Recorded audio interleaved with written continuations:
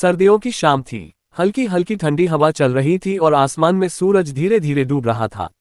रितिका अपने कमरे में अकेली बैठी खिड़की से बाहर देख रही थी। उसकी आंखों में नमी थी और हाथों में एक पुराना खत। ये खत उसके पति अरविंद का था, जो अब इस दुनिया में नहीं थे। रितिका और अरविंद की शादी को 30 साल हो चुके थे। दोनों का रिश्ता समय के साथ गहराता गया था। अरविंद एक सरकारी स्कूल में शिक्षक थे और रितिका एक घरेलू महिला। साधारण सी जिंदगी, लेकिन प्यार से भरी हुई।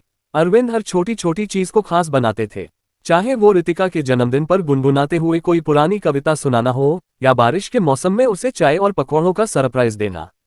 लेकिन 3 साल पहले की एक शाम सब कुछ बदल गया था। अरविंद की तबीयत अचानक बिगड़ गई। डॉक्टरों ने बताया कि उन्हें दिल की गंभीर बीमारी है। रितिका घबरा गई थी, लेकिन अरविंद हमेशा की तरह मुस्कुराते रहे। इलाज चलता रहा, पर हालात बिगड़ते गए। एक दिन जब रितिका अस्पताल से दवाइयां लेकर लौटी, उसे अरविंद का एक छोटा सा लिफाफा मिला। उस पर लिखा था, एक आखिरी खत सिर्फ तुम्हारे लिए। उस दिन रितिका ने वह खत नहीं खोला। उसे डर था कि अगर उसने वो खत पढ़ लिया तो कहीं अरविंद उसे छोड़ ना दे। और वही हुआ। अरविंद 2 दिन बाद हमेशा के लिए सो गए, बिना कोई शोर किए, बिना कोई शिकायत किए। रितिका का पूरा संसार बिखर गया। बेटे बेटियां अपने परिवारों में व्यस्त थे। सबने कहा, माँ, समय के साथ सब ठीक हो जाएगा। पर उन्हें क्या पता कि जिसे आप रोज सुबह उठते ही सबसे पहले देखते थे, जिसके लिए चाय बनाना आपकी आदत थी, वो अब कभी लौटकर नहीं आएगा। आज अरविंद की 3री पुण्यतिथि पर रितिका ने वो खत खोला। उसके हाथ कांप रहे थे। प्रिय ऋतु, जब तुम ये खत पढ़ रही होगी, शायद मैं तुम्हारे पास न रहूं। मुझे माफ करना कि मैं तुम्हें अकेला छोड़ गया। मैं जानता हूं कि तुम बहुत बहादुर हो, लेकिन तुम्हारा दिल बहुत कोमल है। इसलिए ये शब्द तुम्हारे लिए छोड़ रहा हूं, ताकि जब मैं न रहूं तब भी तुम्हें लगे कि मैं तुम्हारे पास हूं, तुम्हारे साथ बिताए हर एक पल के लिए। मैं शुक्रगुजार हूं। तुमने हमेशा मेरे ख्वाबों को अपना समझा, मेरे संघर्षों को अपनी मेहनत बना दिया। मैंने शायद कभी खुलकर नहीं कहा, लेकिन तुम मेरी सबसे बड़ी ताकत रही हो। अगर कभी तुम्हें लगे कि तुम्हारी दुनिया खाली हो गई है, तो हमारी पुरानी अलमारी में रखे वो फोटो एल्बम देख लेना, जिसमें हमारी पहली मुस्कान, हमारी पहली लड़ाई और तुम्हारा वो हंसता चेहरा है।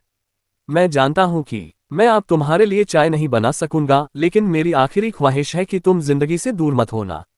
बगीचे में फूल फिर से लगाना, जिनसे तुम्हें प्यार है। अपने पुराने रेडियो पर लता के गाने सुनना। और हाँ, मोहल्ले के बच्चों को अपनी वो टॉफी वाली हंसी मत भूलने देना। तुम्हारी जिंदगी अभी खत्म नहीं हुई है ऋतु।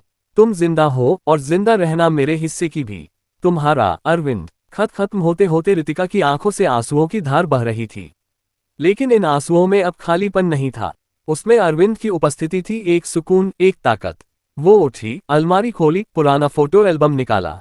उसमें दोनों की एक तस्वीर थी, एक बगिया के बीच में खींची गई, जिसमें रितिका की मुस्कान खिली हुई थी और अरविंद उसे प्यार से देख रहे थे।